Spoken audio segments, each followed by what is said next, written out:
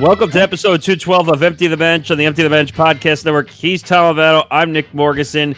Follow us on social media at ETB Sports, Facebook, Twitter, and Instagram at ETB Sports. Follow us on the Empty the Bench podcast network at ETB Network, Facebook, Twitter, Instagram, and TikTok. Follow our YouTube channel, youtube.com/ETB Network.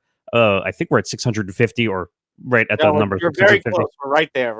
Though. We're right there. But help us get to that number. Help us get to that number. Yeah. Also, if you want to listen to us and you don't want to watch the video, listen to us on all our favorite audio podcasting platforms, including Acast, Spotify, iHeart, Odyssey. We're on all the platforms, so make sure you find us there as well. Make sure you follow our website, etbpodcast.com, for all the latest blogs and information for all our live streams and everything that's coming up. We'll also give you an update at the end of the episode as we come to the end of the year. Second to last episode of the year. That's kind of crazy, right? That we're pretty much at the end of 2023. Yeah, but you know what, Nick? Just like last year, I'm getting a case of deja vu because if you remember last year, it was those last couple of episodes where the headlines exploded. And well, I think this year it's following along that same pattern. Yeah, so our show, and this shouldn't be ironic if you're used to listening to the show, our show changed before the show was about to start. Yeah, absolutely, as it always seems to do. So there are some headlines from our original script that have survived. We will talk about the college football playoff. Wait, college football on this show? Yes.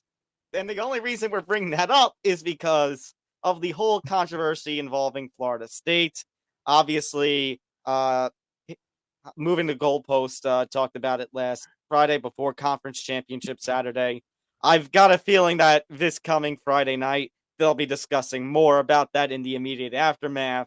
We'll, of course, have our usual Thursday night football talk. We're going to have Pats at the Steelers this Thursday. Wow. Yeah. Even worse, considering it's two backup quarterbacks that are playing in this one.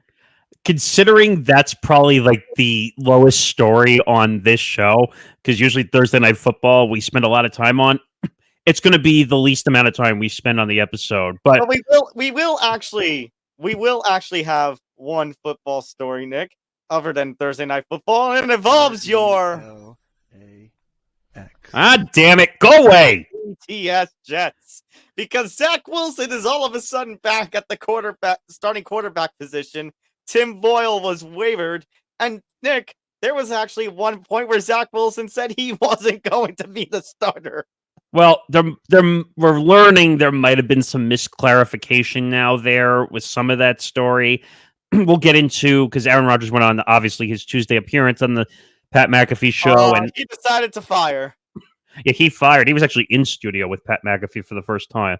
Also, so this was a special occasion on every shape or form. Also, if you're into the sports media news like we are, Joe Beningo, who is a WFAN host, no, and his text messages with Robert Saleh, and it came out in reports that apparently he offered Coach Saleh a 6-part scheme to fix the Jets. So don't ask why. If you want a lot of info on this, follow Andrew Marchand, who's actually been on this podcast quite a few times. He does a really good breakdown of this because he had to go on Boomer and Geo. Again, we're talking about New York sports talk radio in case you're not from New York. Although Boomer and Geo is national on CBS. Right. So there's a lot to get into, but I can't believe I'm going to say this. We're starting with baseball. We are starting with baseball. And Nick, not only are we starting with baseball, I know we try to be, we try to cover everything and everyone, but we start with our hometown New York Yankees, because perhaps the biggest deal since trying to think. Biggest deal 0809 when they made the free agency push. Yeah. I was going to say, I guess Giancarlo Stanton's too, but that, I guess, has aged like milk, so I don't know if I want to call it on that. But according now, there are still things that are being worked out. It's been agreed upon. It has been agreed upon per Jack Curry and Joel Sherman. Jack Curry, of course, the longtime Yes studio host, Joel Sherman here in New York. The Padres are finalizing a deal in which Juan Soto, as predicted, will be traded. And traded to the New York Yankees alongside another outfielder in Trent Grisham for pitchers Michael King, Drew Fort, Johnny Brito, Randy Vasquez, as well as catcher Kyle Higashioka. Now, obviously, some people saw that I dropped a video on our ETB Sports account the night before the show, or actually 2 nights before the show. And you know what? People are trolls on social media because apparently we're not allowed to have our own opinions about what we do in the world of sports talk in the podcasting world. In my opinion, this is not a good deal at all. It's not a good deal. They traded Michael King, who I think was one of their next up and coming stars, out of bullpen. Could have been a starter too, by the way. I think he actually was a starter before they moved into the bullpen. He was aiming to become a starter. They were transitioning him, it seems. Well, they were so desperate to fill the bullpen because they had all these injuries that they put him in long relief in the bullpen, and he really excelled in the bullpen, which was kind of shocking considering that he was kind of worked out as a starter. But they need help with pitching. This does not solve the pitching crisis that's going on with the Yankees. Nick, what team did you watch last season? Because as far as I could tell, it was the hitting that needed the issues. And I think I know what you're going to say about the bullpen and everything towards the end of last season. I think the problem with that is because they expended the bullpen so much when you consider that they had to insert Clark Schmidt last minute into the starting rotation plans last season after Carlos Rodon, who they signed to a 6-year deal last year, ended up going down with injury. And then Carlos Rodon decided to kiss away the first year of his deal by putting in a very subpar performance. Severino, I don't think I need to say anything. Domingo Herman, I don't think I need to say anything. So that's where guys like King, that's where guys like Brito and Vasquez came in. The thing is, Brito and Vasquez still prospects. We truly don't know if they're going to play out to their potential. And the same thing goes with Drew Thorpe. Nick, we are coming off of a time period. I know people are criticizing, saying this is what the Yankees always do. They don't build. And you know what? For the pitchers, I will say I kind of understand that. I just think Brian Cashman has no luck with pitchers either way. Whether he trades for them, whether he tries to build them within the organization, he doesn't really seem to have the luck. But if you're going to say with Brito and Vasquez, we don't know their potential, the same has to be said for Ford. King is kind of a bad loss. Is a bit of a bad loss. But considering this is Juan Soto, you have to give up in order to get. But the one I will say, because people are going to, excuse me, people are getting on Brian Cashman for making this deal. I think this had nothing to do with Brian Cashman. I think this was strictly a Steinbrenner, I'm desperate move. I think this had nothing to do with Brian Cashman. Well, here's what I will say about Cashman and Hal in terms of this trade going down. Whether this plays out or it doesn't, whether, whatever else happens in this offseason, what I'm hopeful for, Nick, is that this deal, along with the Alex Verdugo deal, which was a couple of days before this. People almost lost their minds, by the way, because when they saw that alert come up, they thought that was the move that they were going to make. I know. But the idea, all of a sudden, you heard all these rumors about, maybe Verdugo was going to get flipped or whatnot. Now, I know Verdugo has had some attitude issues over in Boston. I think hopefully with a change of scenery here in New York and the Yankee tradition rules, hopefully that will. By the way, the rarity again of a trade. Only like 6 times in the last 70 years or so. I mean, the only one that comes to mind was the Bellhorn deal, which is a long time ago. I think in 2004 or 5 or whatever it was.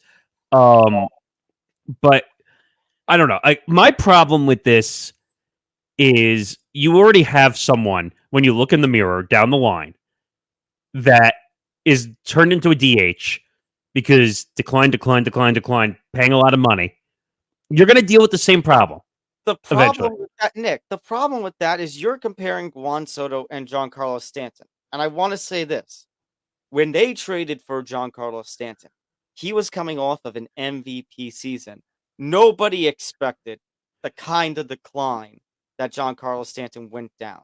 And I don't think Juan Soto is going to be that way. He's 25 years old, Nick. He still has plenty of time. He hasn't even hit his prime yet. He's just hitting it. And if you're not, and if I remember correctly, Mr. Morgasen, last year when we were having this whole controversy about Aaron Judge and his impending free agency decision at the time, there was some speculation that maybe, just maybe, if Judge was gone, that they would make some sort of trade for Soto because at the time you heard those stories about the Padres locker room kind of going to shambles, especially when you consider Soto's teammates in Fernando Tatis and Manny Machado always fighting with one another. And clearly here, well, let's be real. Soto was going to go one way or another. Now, maybe not when you consider the original plan for this deal, which is why maybe I feel a little all right, is because the original plan had been to give up 5 pitchers and a total of 7 players for Soto, which I think what was going on was they were going off of the kind of value that they traded for him when they did the whole Padres Nationals deal. But the Padres just, Nick, they don't have the money. Well, The okay, Padres, that's the one thing I was going to point out. Now, I don't know if you were with me or if I did it with Johnny, but we talked about the whole thing with the Padres having to. I think I was out that week. It was you and Johnny. So we talked about, just for contextual sake, because I think it matters now because they made the deal, the $50 million loan that they had to take out because they over budgeted their payroll, signing Tatis, signing Machado, redoing Machado's deal. Who was the other one? Who did they get from Boston? The big shortstop. Oh, Bogarts, who they signed to a massive deal. Those were all $200+ million or more. They basically bit themselves in the ass doing those 3 deals because they didn't win. They did not win a damn thing. Correct. And you know what? They tried for it and they paid a price. And Nick, I will be very honest with you. I would not be surprised if at some point within the next year between now and the offseason of 2024, one of those aforementioned guys, at least one of those aforementioned guys that you said, also gets traded away by San Diego. But here's the other issues you're going to run into. One, I don't know, the anonymous MLB executive who came out and said, well, Juan Soto is going to hit the free agency market regardless of whatever team he gets traded to. 2, he's a Scott Boras client. And we all know how that goes. I So, know. basically, I know. what's going to happen is Boras is going to go out there and he's going to take the Bryce Harper deal because I think that's the richest contract right now in baseball. He's going to take that deal and he's going to want to beat it by like $5 or $10 million. Well, we'll see about that now because there is still another elephant in the room in terms of free agency, which the decision, as of the time we're recording this, is supposedly coming up by the end of this week, if not the end of this weekend. We'll get into Mr. Ohtani in just a little bit. But people need to calm down because more of what I was saying was my opinion. We're all allowed to have opinions. We're in this world of sports talk where we talk about who we like, who we don't like. And I was telling Tom before we started, people were calling me a Yankee sycophant because I didn't want Soto and I didn't want this deal done. Tell me how that makes any sense. I mean, it is kind of weird though, Nick, that you wouldn't want this, especially coming off of the kind of season that the Yankees had that was an absolute disaster, which by the way, I think that's also part of an influence too, is Cashin trying to make up for the fact that your starting left fielder entering last season was who? Aaron Hicks. Yeah, trust me, and I'm on that same page. Our left field situation was a disaster. There was the rumors going around that they wanted Brett Gardner back. Nick, but now look at your outfield. Juan Soto, Alex Verdugo, Juan Soto in left, Alex Verdugo in right. Coming off, by the way, as much as I talk about Verdugo and as much as we may have our rivals, the Red Sox, a Gold Glove season in right field, and then Aaron Judge in center field. Now, you may see that as a little risk. Christian, by the way, going to be your 4th man.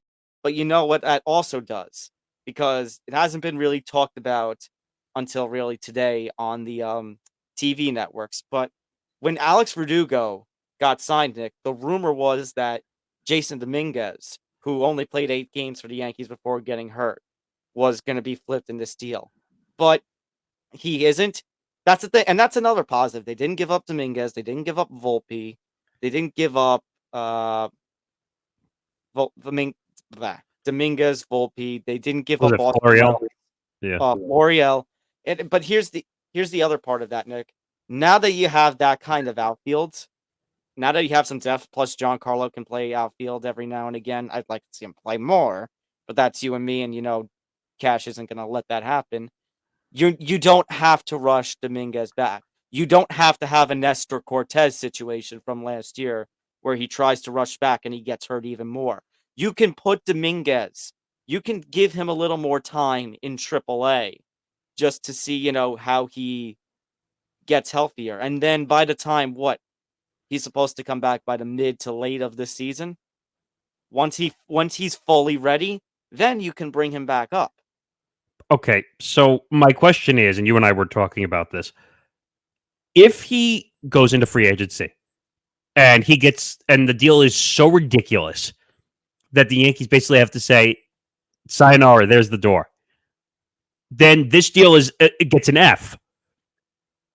I will agree with that. However, I think what you've done now is I have expressed my concerns about what happens if Cole opts out. This may be a really bad take, but I think what this deal does, even if Cole opts out, Soto is your main priority now.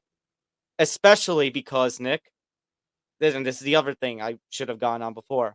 I don't think they do this deal unless they think Yamamoto is in the bag. And as of right now, Yamamoto and the Yankees are scheduled to have a meeting on Monday.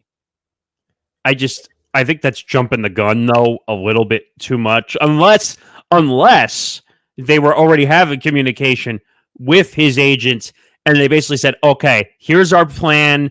We're going to trade for Soto. We're going to make a few more moves. Come here and play. This is our team." That's the only thing I can assume, but obviously assumptions are like assholes and everyone has one.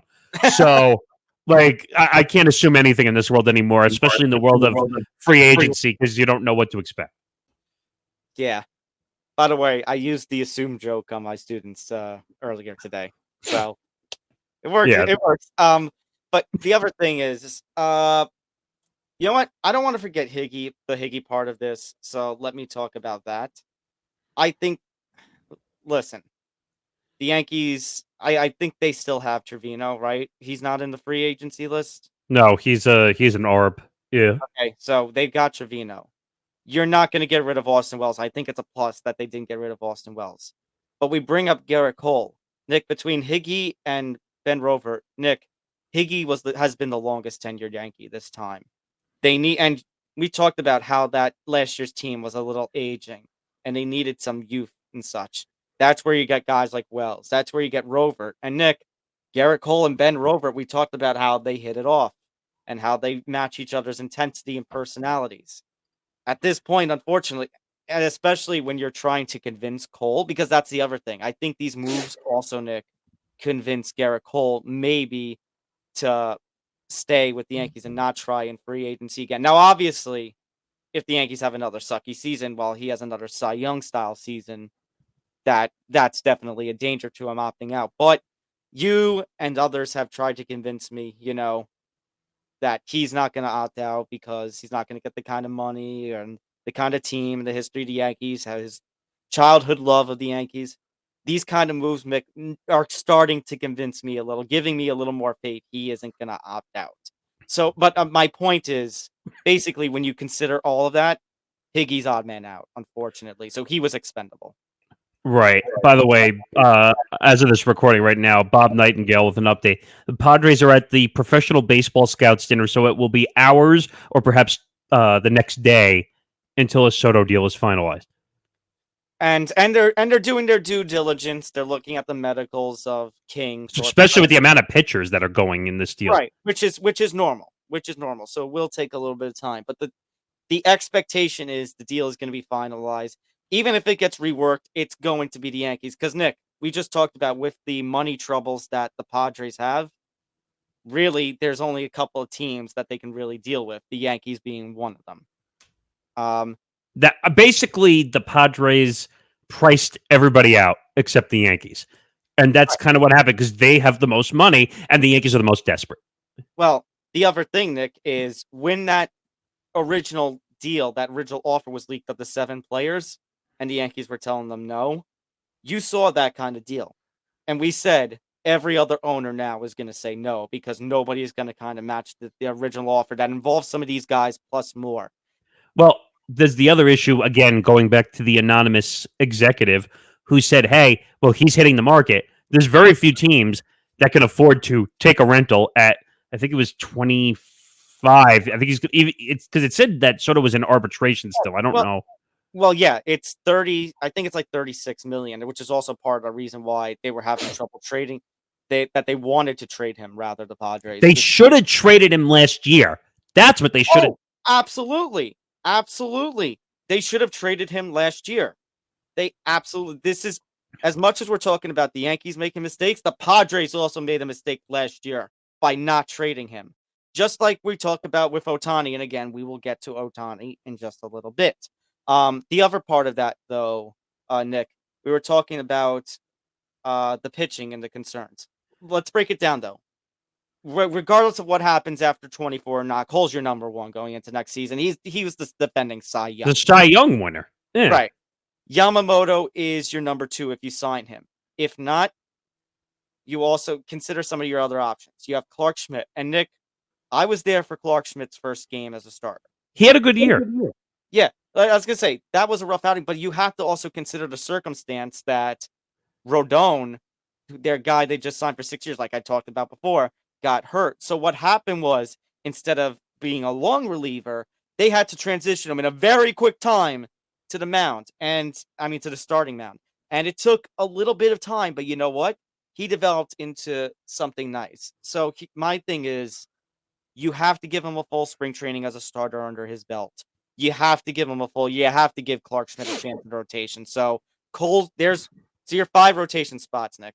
You have to give one to Cole. You have to give one to Clark Schmidt.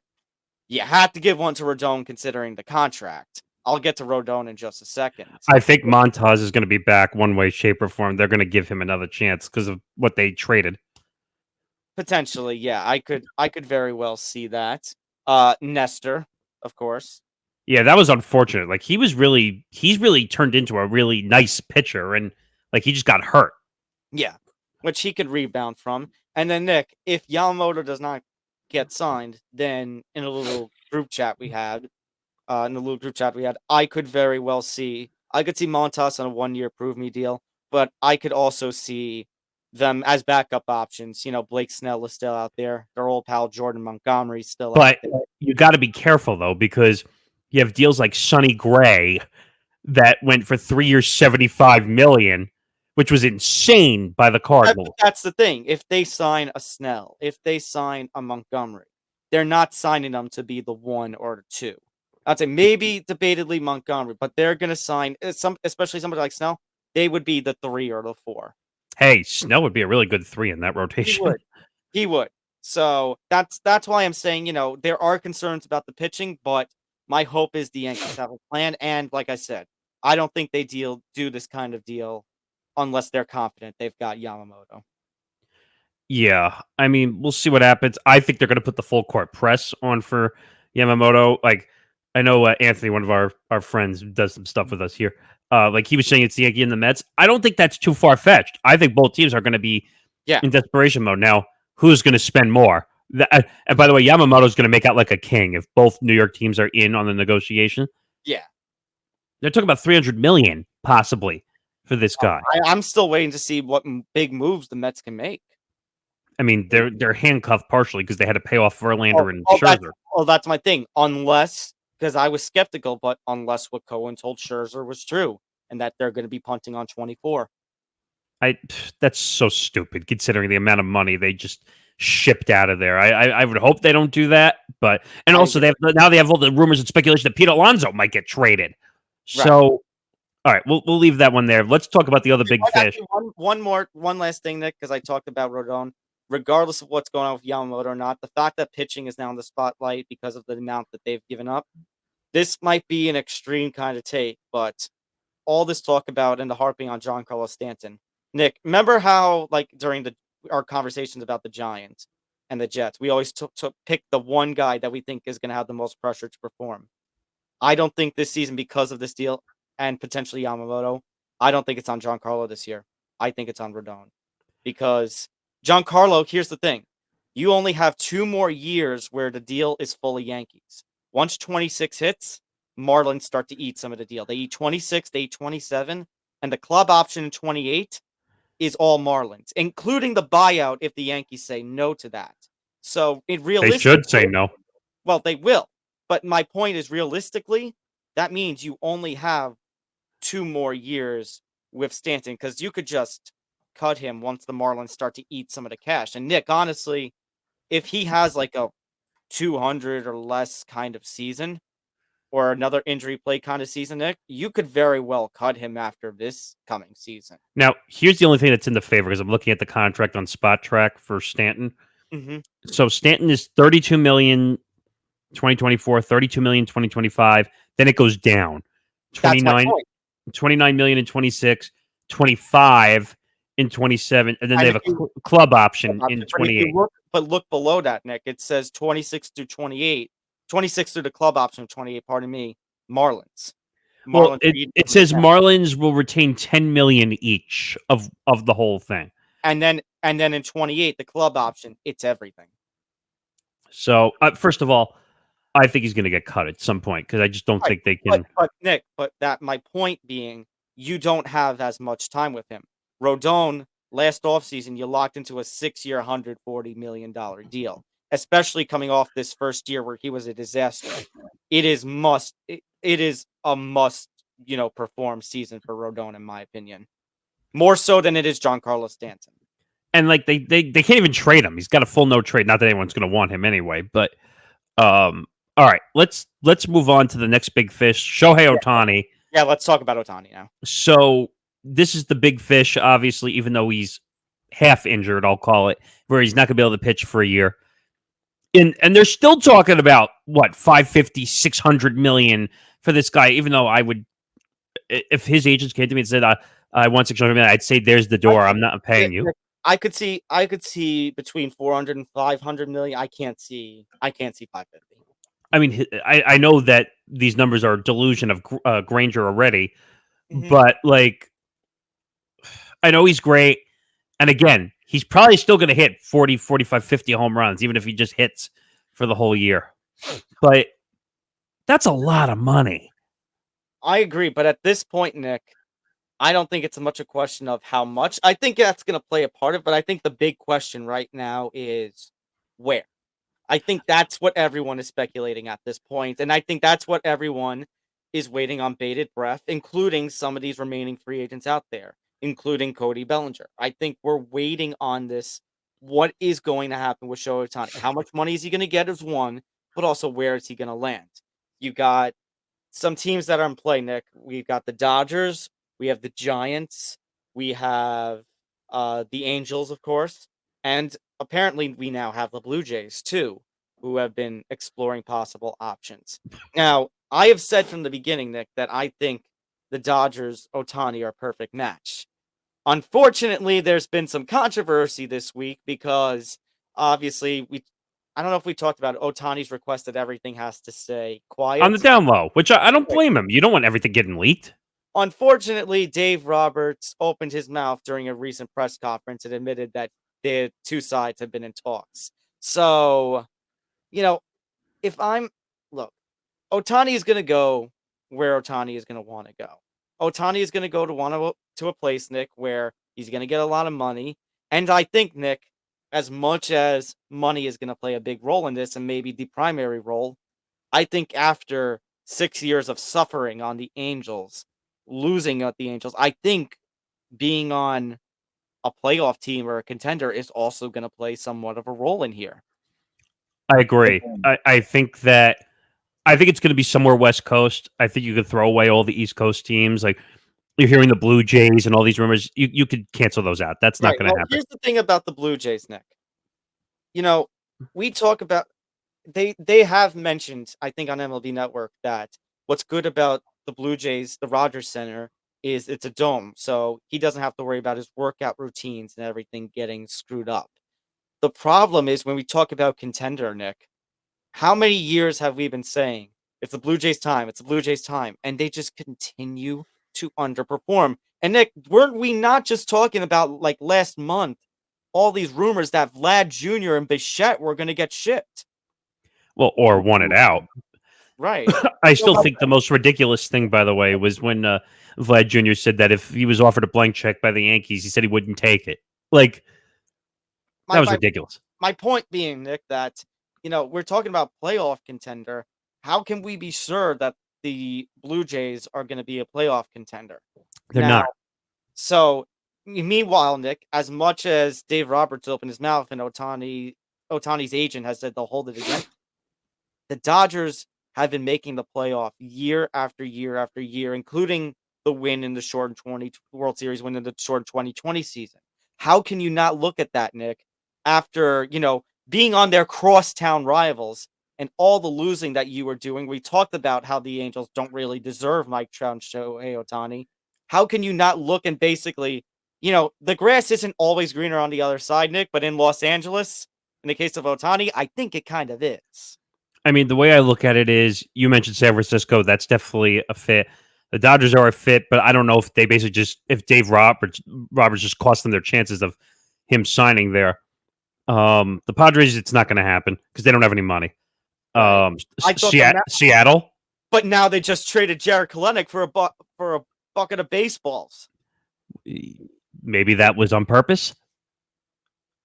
We don't know because Seattle was a rumor because it's the closest to Japan, isn't it? Yeah.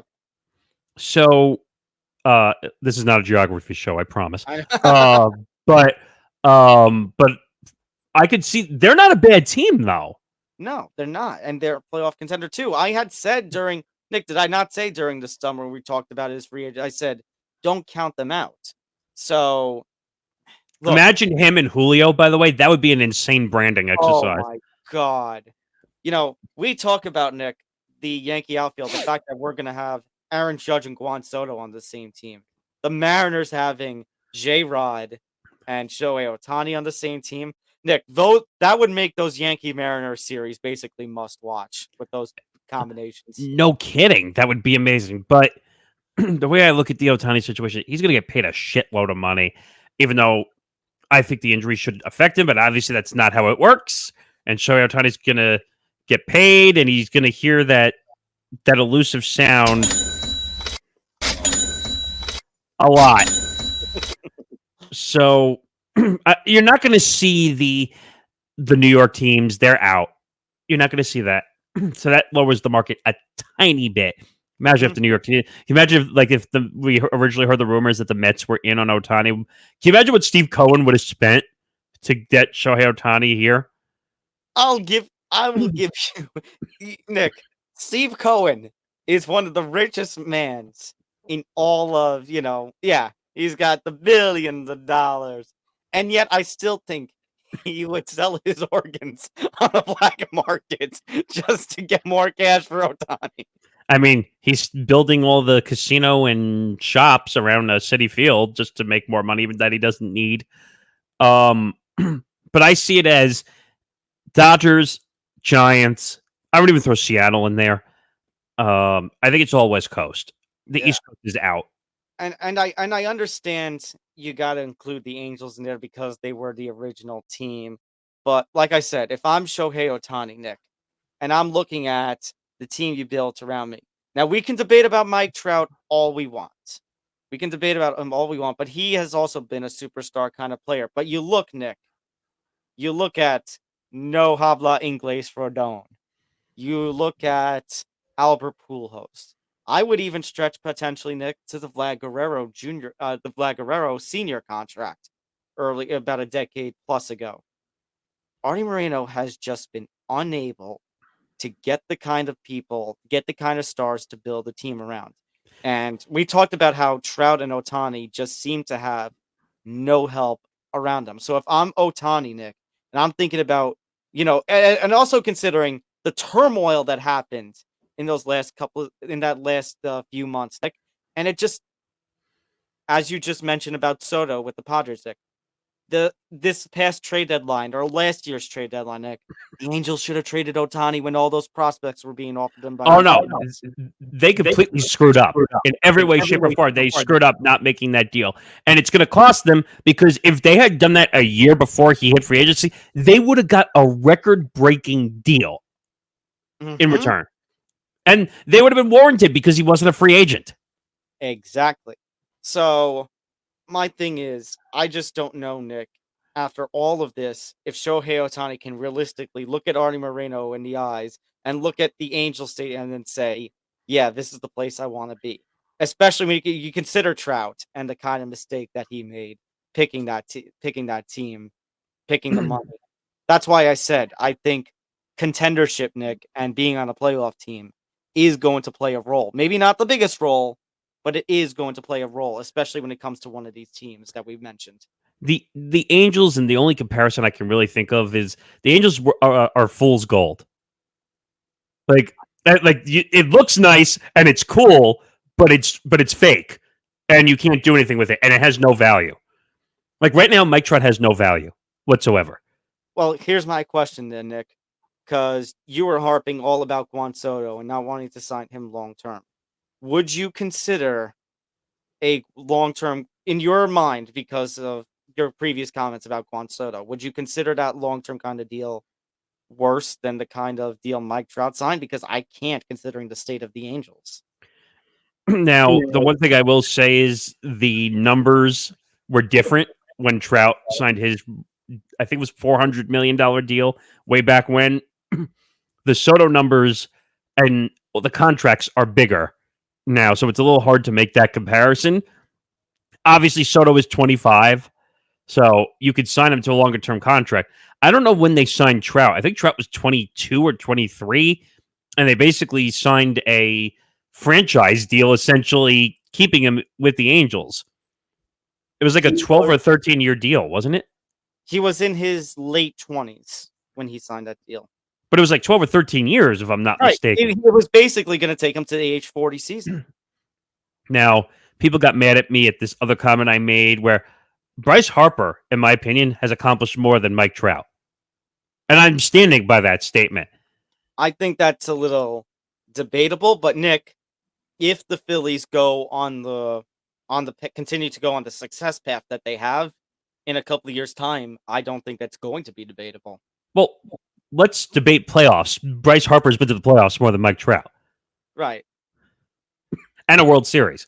Well, at a World Series appearance, he lost the World Series, but he has. Well, right. Yes. What does Mike Trout have? 3 playoff games, I think. Plus a lot of MVPs.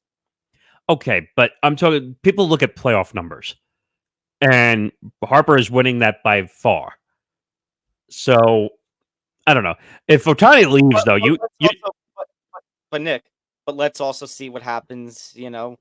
Will the Angels at some point? We talked about potentially Mike Trout getting traded. We don't know how realistic that's a possibility because of all the money. But if Nick, considering the fact that they are about to lose Ohtani for nothing, Mike Trout's still a star of this game. They might be up the river without a paddle. They may not have any choice. Well, I was going to say if Ohtani is gone, which we all, for the most part, think he's going to be gone, then you're going to have to blow it up and probably trade Mike Trout at this point, if you can. I was going to say while still eating some of the contract. Oh no, you're going to have to eat a ridiculous amount of money. I want to look that up now because I don't know exactly what. Now you'll get the kind of prospect. You'll get some prospects out of it, Nick, but you'll get the kind of prospects to the level which, you should have gotten earlier, like 6 months ago when you had the opportunity to trade Ohtani, rather than trading Mike Trout when he was in his prime, basically. By the way, the scary part is Mike Trout is 32 years old. Right, I'm saying in his prime when he's still 32 years old. I should say pre-injuries. No, but I'm saying like that. I thought he was older. Like that. That's No, still young was- for yeah. a star in Major League Baseball. But he's got 1, 2, 3, 4, 5. He's got 6 more years before the contract essentially ends, and they're on the hook for $35 million plus for 6 years. That's going to be impossible to trade unless they eat a huge amount of it. Right, but that was gonna be my question. But if Otani's gone, how much choice do they have? That's what I was saying before. If Ohtani is gone, you're going to have to get out from under Trout because you're going to have to blow it up and start all over again. And I don't know if Mr. Moreno, who is not very good at listening to people, is going to want to blow it up because he already ate the Pujols contract, which he's doing now. He's going to have to eat the Trout contract. Let's put it this way: the Angels are in trouble. They're in trouble to the point where they just need to get out and maybe get prospects and move on, because that's the best thing they could do at this point. I think that's what they should do. I think that's what they should have done. They should have done it a long time ago, to be honest. All right, let's get out of baseball. Let's go over to the football, Nick. And it's time. Where is it? Where is it? Wait, did you say Broncos country, let's ride? No. I say it's time for Jets country, take flight. Yeah, I mean, it's not a good situation in gangrene land. So per Adam Schefter, Zach Wilson benched in each of the past 2 seasons, most recently in favor of Tim Boyle, who was released himself, has been named the Jets' starting quarterback. All right, let's explain everything that happened. So Tim Boyle started the last couple of games. The Jets' offense actually manages to get worse. Worse. I didn't think that was possible, but yes, it got worse. So Tim Boyle waived. I mean, they still have Trevor Siemian, but they're going to go to Zach Wilson. Although originally the story was Zach Wilson had reservations about becoming the starter again after being demoted to the 3rd string. Well, okay. So there's some clarification to this that, well, Aaron Rodgers, who was on his normal appearance on the McAfee show. Oh, I'm sorry. Wait a minute. Who did you say? RELAX. I wish he'd be gone. Go back in the darkness and stop bothering my life. You know what? Go join Patrick Starr under that rock. Aaron Rodgers, what are you doing here? Whoa! Oh, God. What the hell was that? No, the sound he would make when he was scared. The SpongeBob episodes. Who are you people? Yeah, you know what? That's what Aaron Rodgers is saying after someone in the organization basically leaked the whole Zach Wilson situation. This is not a good situation. The Jets just wave the flag. Wave the flag. It's over. They've already done that. It's like it's so far over that like Jets fans have basically moved on. And you released Tim Boyle, who was Aaron Rodgers' guy. Mm-hmm. So is this the first step of tension between Aaron Rodgers and the organization? I don't know. I mean, you think that you assume that Daniel Hackett is coming back, right? When there's still another year of Aaron Rodgers to go. It's a good question. Again, they're already talking about firing Robert Saleh because of all the headache as we're more familiar with it in New York, but I don't know who else. The Joe Beningo text controversy. If you would like to explain. Yeah, so Joe Beningo, if you're not from New York, on the sports station WFAN, well, retired, does fill-in work there now, was having a text conversation because they text. They apparently golf together also. Which I've heard about them golfing together, yeah. So apparently he texted like a 6-part plan to Robert Saleh to fix the Jets. Last time I checked, I didn't know Joe Beningo was a GM of a NFL organization. But isn't that what you'd like to see, Joe Beningo as general manager of this team? I mean, that would be funny, actually. It would be entertaining. That I would actually be entertained if Joe Beningo was GM of the Jets. Apparently, he's been a fan since 1975. I'd like to make a request to these YouTubers who do like the Madden franchise Let's Plays and stuff. Anybody who can summon the personality of Joe Beningo, please do a series on Joe Beningo doing the Jets. Bro, this Jets team sucks. It absolutely sucks. Bro, come on, bro. Ugh. I mean, what a quarterback carousel. Nick, the Jets are having its own quarterback carousel. We have the quarterback controversy, the words that we don't ever want to hear about our football teams, but the Jets are really in one, at least until Aaron Rodgers comes back next season. It's not a good look. I know, but Boyle is gone. Wilson looked like he was going to be gone after being moved to the third string, and then just now he's back. Trevor Siemian, Nick, when Tim Boyle got benched in the second half of last game, that was Simeon's first snaps in football since 2019. And he was with the Jets organization.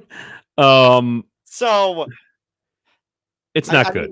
I have something I want to say, but I'm afraid because I might use it in the Jets Country Take Flight video this week for Football Friday. So I'm going to reserve my comment. Let's put it this way. This team needs to be blown up completely in every way, shape, or form. I don't care. Like, the defense, what? Your defense is shot because your offense can't stay on the field enough. Well, I was going to say, your offense, in the words of Richard Sherman, your offense the last couple of games have been given a big, well, essentially FU to the defense. They have. He's not wrong either. I mean, when you make boneheaded plays like you did in the Black Friday game, where Tim Boyle throws a Hail Mary and they run it back for a 99-yard touchdown. Yeah. You can't give those plays up and expect to win. Well, Nick, it could be worse. You could be like Tyler Boyd throwing on the lateral play, throwing it right to the Jaguars defender.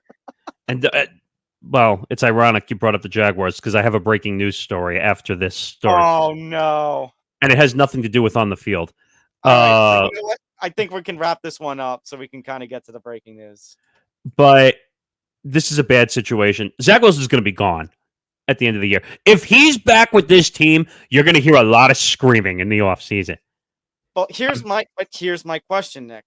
Considering Aaron Rodgers has 1 year left, are you confident the Jets lose enough in December that they can get one of these 5, 6, 7 quarterbacks coming out of college in this next draft class? Well, they're not going to be high enough. They won too many games early on. That's so in other words, potentially like the Giants, depending on what happens with the Danny situation, maybe looking at 2025 then. 2025's draft. I mean, what was the rumor I heard for the Giants? Was it Bo Nix? That they were looking at Bo Nix, yeah. Which, again, he's a good college player. I don't know how he'll transform to the NFL game, but I don't know. It's not a good situation. Before we get to the college football and before we get to Thursday night football, like, what's the breaking news here? Well, first,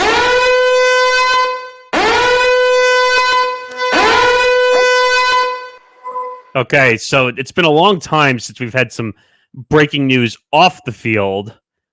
Wild story out of Jacksonville. A former Jaguars employee, Amit Patel, is alleged to have stolen over $22 million from the team over the past 5 years by exploiting the organization's virtual credit card program via The Athletic. What? That is the big breaking news that has happened just as we speak now. Oh my God! All the Khan family's money. Oh no, the AEW is going to get affected. Yeah, oh no, maybe there's some financial issues with AEW or something. So another report from Front Office Sports. Purchases reportedly included 2 vehicles, a condo, a $95,000 designer watch, cryptocurrency. Wait. Who's still buying cryptocurrency? And bets online gambling sites. Wait a minute, isn't that illegal? Oh my God. Wait a minute, though. Isn't that technically illegal because he worked for an organization? Nick, he stole money from an organization. I think that's illegal enough. No, but I'm saying the gambling. It's even worse, yes. So this is a problem. Why is this coming out now? They said he's been doing this over the past 5 years. It went under everybody's noses till now. Where's Roger Goodell? Hey, Roger Goodell, 2 checks Goodell, where are you? Please, somebody, help. You have someone stealing $22 million from one of your organizations. I never heard of a virtual credit card program, though. Virtual credit card program. Weird. All right, let's get to the college football playoff. More specifically, let's talk about Florida State. So, yeah, I'll try to explain this fast. So, big Florida State University ends up winning, I think it's the AAC championship, go on a 13-0 season. However, they were down to their third string quarterback, I believe, because of injuries. Ultimately, the decision was of the committee to leave them out of the college football playoff, which, Nick, may not have happened, but unfortunately a couple of games didn't go their way because Alabama actually manages to end Georgia's undefeated season in the SEC championship game. And so the Bulldogs, the defending 2-time back-to-back most recent college football champions, choke in the big game. And then Texas wins their conference championship. They won the Big 12. And they handed Alabama's only loss in the season. So ultimately the committee decides Michigan and Washington, who were 2-3 under Georgia, will get moved up to the 1-2. Texas becomes the 3, Alabama the 4. Florida State is out, and instead Florida State will remain, Nick. They still will get a New Year's 6 game, and in fact, their opponent is gonna be Georgia. So it's it's the consolation game. It's the in fantasy football, it's the third place game. So here's the problem I have. You and I have discussed this. Again, I'm not the biggest college football fan. I understand how the system works and everything, but you went undefeated. The whole point of competing in professional sports is what? To win. I get it. To win the most games. This theory, this system defeats the purpose of winning the most games. The system almost, Nick, wants you to go back to the old selection system because the BCS computer system. Right. And Nick, I mean, especially the system we had when we were kids when there was a separate national championship game, because you know what? In that kind of system, there is no controversy. In that kind of system, it's Michigan and Washington. Right. But I just don't understand. You went 13-0. You went undefeated, and you're not in the Final Four? Because, number one, apparently Alabama had more top 25 wins. 2, their only loss was to Texas, who also made it into this Final Four. And 3, the loss of their quarterbacks, which has been a big controversial talking point. So we're ranking wins and losses? Is that what you're telling me? Yes. And the fact they lost, what's his name? Oh, they're Jordan Travis. Jordan Travis, yeah. And you know what? I'm getting tired of hearing that too. What about all the body of work leading up to that? You can't be one-sided. Oh, they shouldn't compete in the game because they won't win. What about beforehand leading up to this? Saying that you're competing. Do you know what I'm saying? Like, I know this is not something that you see at the major league sports level, but so basically they're saying wins and losses are subjective. Nick, it's the NCAA. Well, no, I would say it's a little different because, like, in a March Madness, you win or you lose. Well, yeah, there's that, but there's also the selection committee. So they actually look at it that way. It's the selection committee. We know the selection committee is. But wait a second. You're basically, if you can say what's subjective, what's a win, what's a loss, or not what's a win, what's a loss, which win do they like, and which loss they like? What? Go ahead. Before you interrupted me, I was going to say the selection committee has always been BS. Right. And what I'm just annoyed because there's no explanation. Oh, I can pick who I want. They put Alabama in because they wanted an SEC team in. Right. That's the other thing I will say. If Alabama did not get in, well, first of all, Georgia won. There would be no controversy because Georgia, Michigan, and Washington would have gotten in. Then I shouldn't say no controversy, but you would have had one spot to choose from 3 schools. So at But that that's point, the problem. That's the problem. When you have a subjective system, you can pick whoever you want and put them in. here's the issue with that, Nick. And this goes back to an old blog post we had on our website when we were talking about the MLB's playoff system after the Braves and Orioles both lost in their first division series after winning hundreds of games each. And we said, and they're complaining it's not fair because the buys and everything. All you're doing, remember how I argued, all you're doing is you're giving MLB the fueling the fire of expanding the playoffs further. Because remember, this is the last year we're going to have the 4-team CFP. Right, when you go to 12. Next year it's going to 12. No, the same argument applies. All you're doing now is fueling the flames and saying, see, this is why we need to go to 12. And you're just going to have the 13th, 14th, and 15th team now yelling at you saying we should have made it. Like, there's no way. Like, you look at Major League Baseball, you look at the NBA, you look at the NHL, you look at the NFL, you can even look at soccer. I mean, the best team with the best record wins. In college football, why would kids, like you're recruiting kids to the big schools? Oh, well, FSU went 13-0. Oh, we didn't make the playoff. Oh, I guess we shouldn't go there.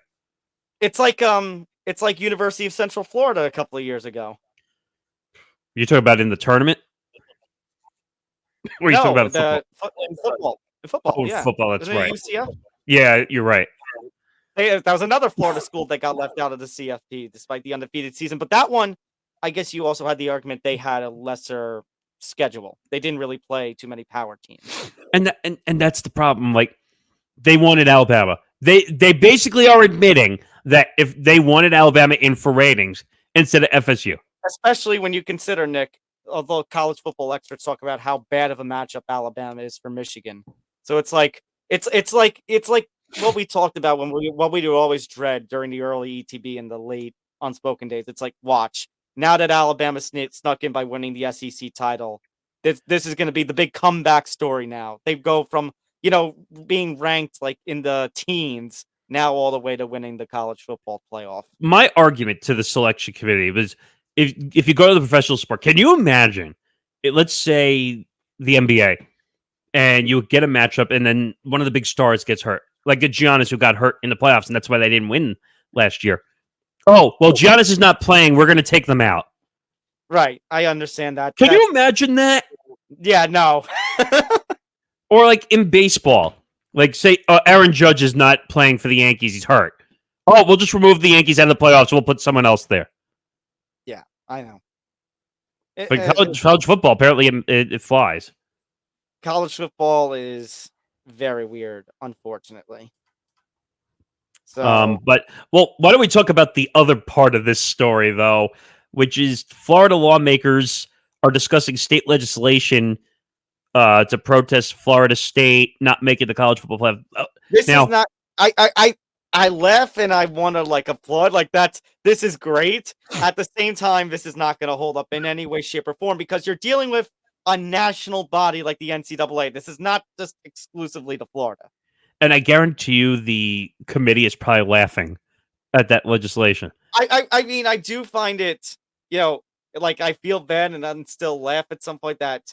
It's 2 Florida schools that have been the victim of the 2 undefeated Florida schools that have been the victim of this, UCF and now Florida State. But at the same time, like we kind of said, it's not like, Nick, they've been left out completely. They're still in a big, one of the big New Year's bowl games. Right, but you want to be the Final Four. I know. Because if you win the national title, you get more recognition. There's more money. There's more recruits are going to want to come to the school. It's all about money. Even in college sports, it's all about money. Yeah. So, but and like I just, said, like you kind of alluded to, if you thought that there was going to be the first time ever that the CFP left out an SEC team, that's hilarious. But that's favoritism, then. I know. Nick, they're obviously going to favor the Power 5 conferences, but there are a couple of them that they favor. Well, my question is Michigan, and people are complaining, oh, well, Michigan cheated and whatever, or I won't say cheated, but they broke the rules. And technically, back in the day, if you broke the rules, you were out of the playoffs. You couldn't compete. I know, but Nick, this is also a sign of how the worse things are going to get when you consider, Washington just won the last Pac-12 title. How we're going to get more small, fewer conferences with more teams in them. And the fact that we're going to a 12-team playoff. If you think it's bad now, it's not going to get better. I mean, and I was talking to Johnny about this in March Madness, and I was talking to Zan about this too, about March Madness. What are we at? 68 teams? But Yep. They want to go to 90. Mm-hmm. How many shitty teams are we going to have if you go to 90? Nick. No, all right, put that aside for a second. My point is that the last 20 to 25 teams are all going to be shitty schools that no one cares about. All right. I think it's time to wrap it up with Thursday Night Football pick. Yeah. All right, let's do it. We got Pats and Steelers tonight in the Steel City in Pittsburgh. This is going to be Nick, it's going to be excellent. In this corner, Bailey, I see you, Zap E. And in this corner, the one and only Chicago Bears legend. Chicago Bears draft legend, I should say, Mitch Trubisky.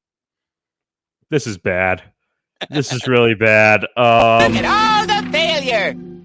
Well, I shouldn't say that about Pittsburgh. Pittsburgh's actually played some decent football when Kenny Pickett decides not to get hit.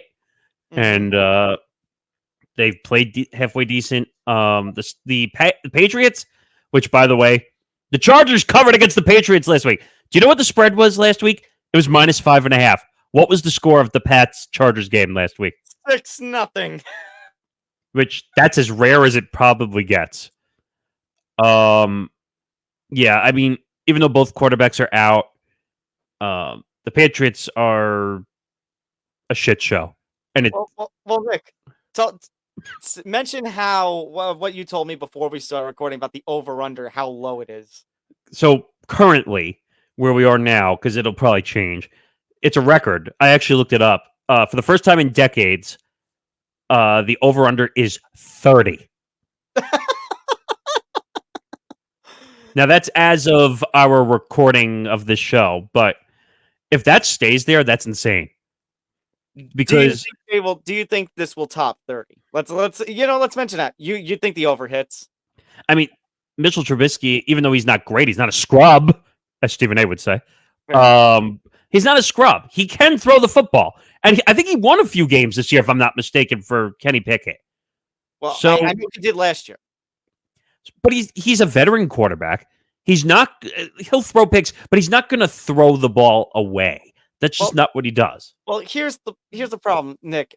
Either way, regardless of what you think about Kenny Pickett, Mitch Trubisky, or anybody on the Steelers, I just have no faith in the Patriots being competitive at all. Bailey Zappi is mediocre at best. The running game, you got Zeke, but what else? There's no weapons on this team. There's no... I'm hearing in my head, Nick. Yeah, the SpongeBob chant, when Squidward's in the talent show. No talent, no talent, no talent. I mean, Nick, Jabril Peppers, did you not see the video of Jabril Peppers going up to Saquon, shaking hands, and Peppers telling him, lucky we ass. Yeah, I did. The stupid field goal kick miss, which gave the Giants the win. But do you think Belichick did that on purpose so they get a higher draft pick? Who knows? Who the hell knows? But this is not a good game. The Steelers will win this one way or the other, whether it's by covering or by money line. The Pats have no chance. And of course, what?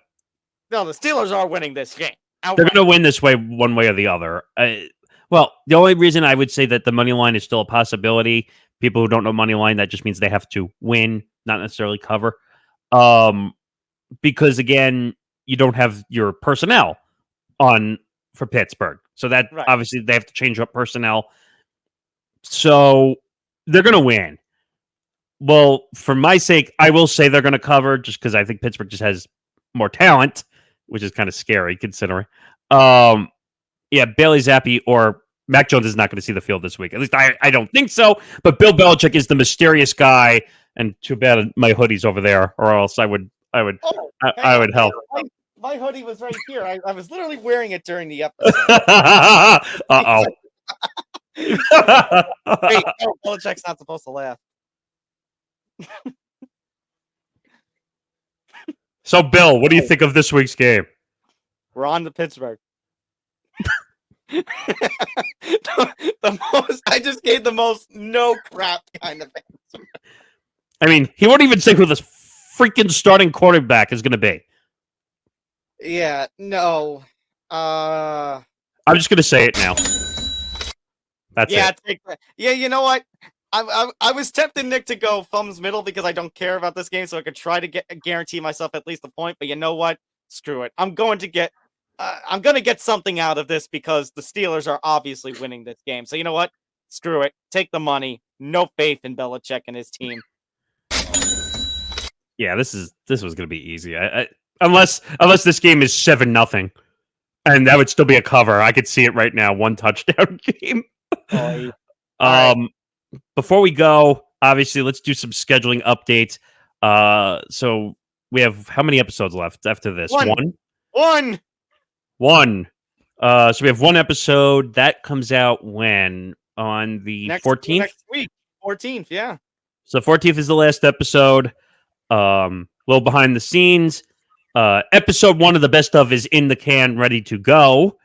So we'll have part 1 for you.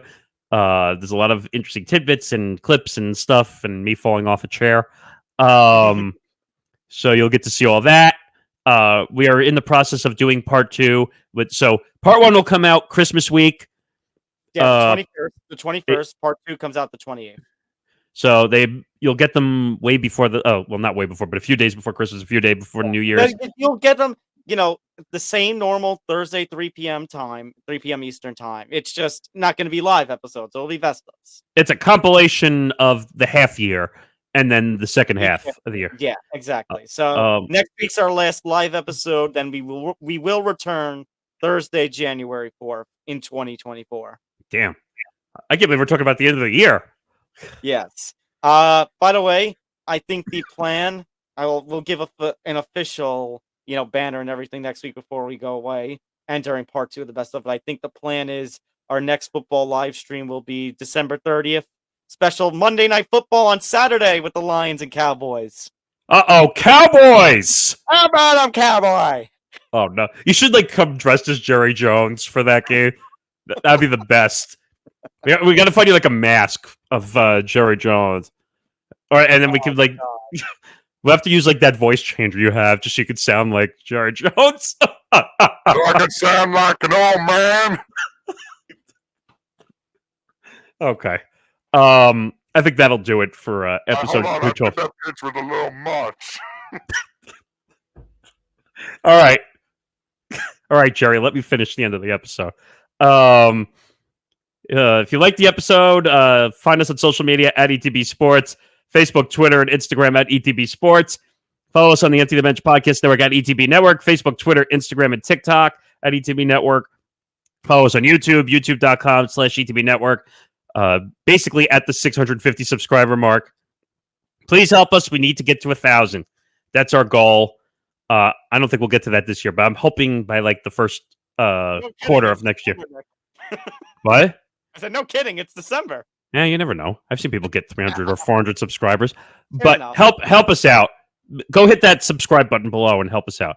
etbpodcast.com for all our blogs and latest information and live streams and all that stuff. And also, if you want us on the audio platforms, Acast, Spotify, Apple Podcast, iHeart, Odyssey, we're on all the platforms as well. So, And then if you want to follow us personally on social media, if you want more of Nick's bad takes on social media, follow him at Morgasen Radio. And then you can follow me in the meantime as well at Thomas Albano. It's not the first or the last time you're going to get a bad take. Well, I don't even think it's a bad take. I just think people are... it's social media. They can't handle it. You know what? That's how that song goes, Nick. God is great, beer is good, and people are crazy. Well, that too. And you know what? People just need to shake it off. Oh